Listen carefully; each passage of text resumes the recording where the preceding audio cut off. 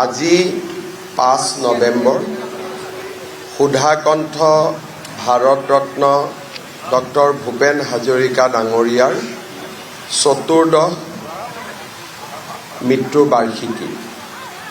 কৃতজ্ঞ অসমবাসী ৰাইজে আজি সমগ্ৰ ৰাজ্যতে বিভিন্ন অনুষ্ঠান আৰু প্ৰবাসী অসমীয়াসকলেও নিজ নিজ স্থানত বিভিন্ন অনুষ্ঠান আয়োজন কৰি ডক্টৰ ভূপেন হাজৰিকা ডাঙৰীয়া দেৱলৈ শ্ৰদ্ধাঞ্জলি নিবেদন কৰিছে।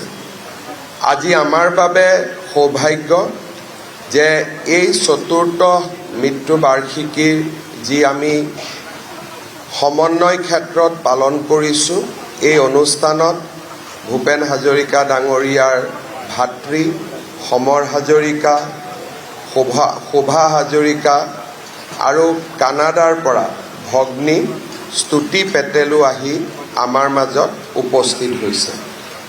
আজি আমাৰ ৰাজ্যৰ ৩৫খন জিলা আৰু ২৭খন সমজিলাত ডক্টৰ ভূপেন হাজৰিকা ডাঙৰীয়াক শ্ৰদ্ধাঞ্জলি জনাবলৈ আমি এক বিশেষ অনুষ্ঠানৰ আয়োজন কৰিছোঁ।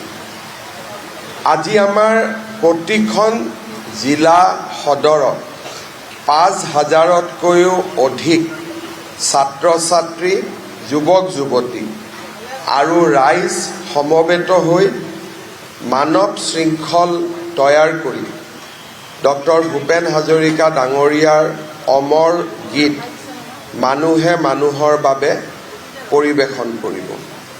অৰ্থাৎ আজিৰ দিনটোত প্ৰায় ২ লাখৰো অধিক শিল্পী, কলা কুশলী আৰু ৰাইজে অসমৰ বিভিন্ন স্থানত বৰাক, ব্ৰহ্মপুত্ৰ, পাহাৰীয়া জিলা তিনিওখন সকলোতে মানুহে মানুহৰ বাবে গীতটি মানৱ শৃংখলৰ জৰিয়তে পৰিৱেশন কৰিব।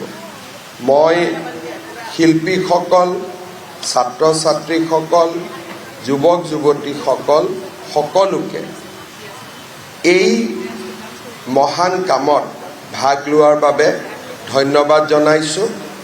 সাংস্কৃতিক বিভাগক এই অনুষ্ঠান সুন্দৰ কৰি ৰাজ্যজুৰি আয়োজন কৰাৰ বাবে মন্ত্ৰী বিমল বৰা আৰু তেওঁৰ সতীৰ্থসকলক ধন্যবাদ আৰু কৃতজ্ঞতা জনাইছোঁ।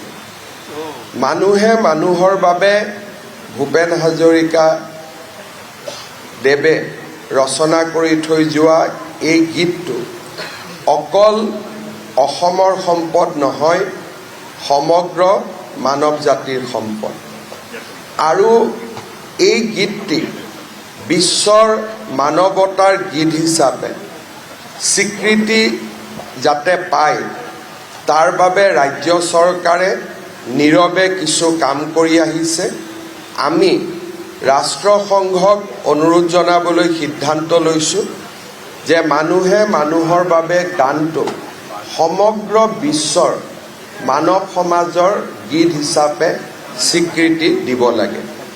এই দিশত ৰাজ্য চৰকাৰে কিছু কাম ইতিমধ্যে আগবঢ়াইছে আৰু যি ধৰণে আমি চৰাইদেউ মৈদামক বিশ্ব ঐতিহ্যৰ স্বীকৃতি আৰু আমি যি ধৰণে অসমীয়া ভাষাক ধ্ৰুপদী ভাষাৰ স্বীকৃতি আনিবলৈ সক্ষম হৈছোঁ, মই বিশ্বাস কৰোঁ আজি নহ'লে কালি মানুহে মানুহৰ বাবে এই গীতটি ৰাষ্ট্ৰসংঘৰ মানৱতাৰ গীত হিচাপে স্বীকৃতি আনিবলৈ আমি সক্ষম হ'ম। এই দিশত অসম চৰকাৰে প্ৰচেষ্টা আৰম্ভ কৰিছে আৰু আমি প্ৰচেষ্টা চলাই যাম।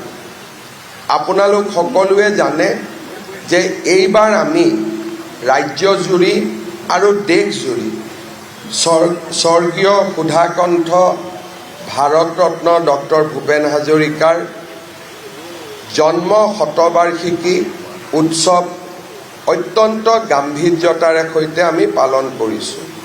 প্ৰধানমন্ত্ৰী ডাঙৰীয়াই এই অনুষ্ঠানৰ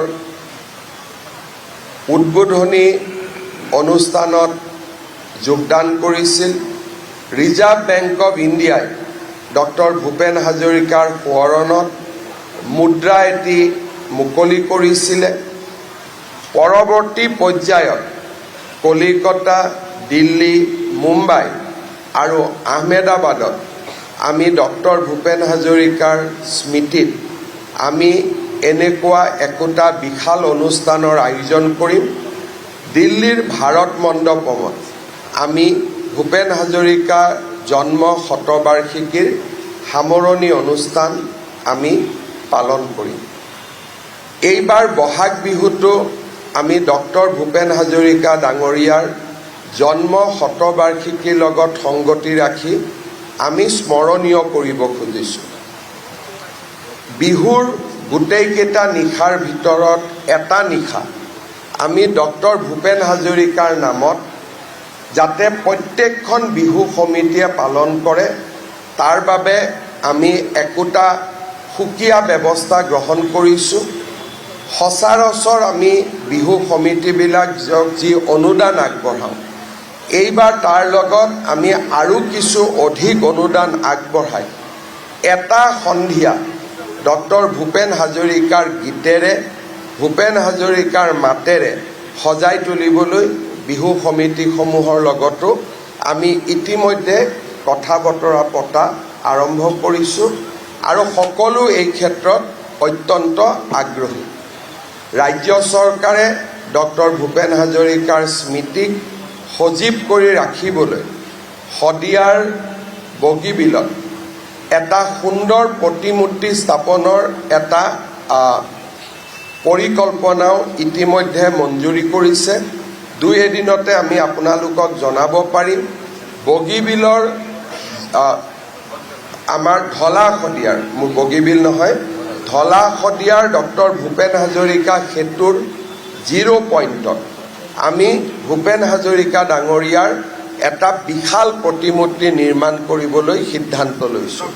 অসম আৰু অৰুণাচলৰ যি অতীজৰ সম্পৰ্ক, সেই সম্পৰ্কক ডক্টৰ ভূপেন হাজৰিকাই আৰু অধিক শক্তিশালী কৰিছিল।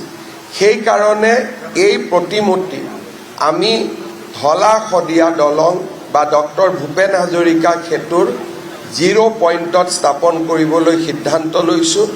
ইতিমধ্যে লোক নিৰ্মাণ বিভাগে এই প্ৰস্তুতি পূৰ্ণ কৰিছে আৰু এই প্ৰতিমূৰ্তি 100 ফুটৰো অধিক ডাঙৰ হ'ব আৰু এই প্ৰতিমূৰ্তিয়ে সমগ্ৰ অসম আৰু অৰুণাচলৰ ৰাইজক ডক্টৰ ভূপেন হাজৰিকাৰ বিষয়ে সদায়ে এক প্ৰেৰণাৰ প্ৰতীক হৈ যাতে থাকে, তাৰ বাবে ই সমন্বয় আৰু প্ৰেৰণাৰ প্ৰতীক হোৱাৰ ক্ষেত্ৰত আমাক সহায় কৰিব। ৰাজ্য চৰকাৰে এনেধৰণে ডক্টৰ ভূপেন হাজৰিকাৰ স্মৃতিক আগুৱাই লৈ যাবলৈ প্ৰয়াস কৰিছে। আৰু এটা আমি প্ৰচেষ্টা কৰিছোঁ, সেয়া হৈছে অসমৰ প্ৰত্যেকখন চহৰত এটা পথ ডক্টৰ ভূপেন হাজৰিকাৰ নামত উৎসৰ্গা কৰা আৰু সেই পথটো ৰাজ্য চৰকাৰে সজাই পৰাই তুলিব আৰু এটা পথ ডক্টৰ ভূপেন হাজৰিকাৰ নামত উৎসৰ্গিত হ'ব। এই ধৰণে আমি কেইবালানিও প্ৰচেষ্টা লৈছোঁ। মই পুনৰ এবাৰ আজিৰ এই দিনটোত ডক্টৰ ভূপেন হাজৰিকা ডাঙৰীয়াৰ প্ৰতি কৃতজ্ঞ অসমবাসী ৰাইজৰ হৈ শ্ৰদ্ধাঞ্জলি জনাইছোঁ। আৰু আজি আমি আয়োজন কৰা মানুহে মানুহৰ বাবে এই গীতটি যাতে সুন্দৰভাৱে পৰিৱেশন হয়, মানুহৰ মাজত একতা সমন্বয় সৃষ্টি হয়, মানৱতাৰ প্ৰমূল্যবোধসমূহ আমাৰ নৱপ্ৰজন্মৰ মাজত আৰু যাতে শক্তিশালী হয়, তাৰ প্ৰচেষ্টা সফল হওক, তাৰ কাৰণে মই আগতীয়াকৈ শুভকামনা জনাইছোঁ। শেষত এষাৰ কথাৰে সামৰণি মাৰিছোঁ। অসম আন্দোলনৰ শ্বহীদসকলক সুঁৱৰি ডক্টৰ ভূপেন হাজৰিকা ডাঙৰীয়াই শ্বহীদ প্ৰণামো তোমাক এক অমৰ গীতৰ সৃষ্টি কৰিছিলে। 10 ডিচেম্বৰত আমি গুৱাহাটীত যিটো সুবিশাল অসম আন্দোলনৰ শ্বহীদ স্মাৰক নিৰ্মাণ কৰিছোঁ, 10 ডিচেম্বৰত আমি তাৰ শুভ উদ্বোধন কৰিম। সেইদিনাখন সমগ্ৰ অসমতে আকৌ এবাৰ শ্বহীদ প্ৰণামো তোমাক এই গীতটো এনেধৰণে আমি পৰিৱেশন কৰিম। পুনৰ এবাৰ আপোনালোক সকলোকে কৃতজ্ঞতা জনাই মই মোৰ চমু আপোনালোকৰ প্ৰতি আগবঢ়োৱা সম্বোধন সামৰণি মাৰিছোঁ। ধন্যবাদ। আসাম টক্স আপোচবিহীন অসম কণ্ঠ।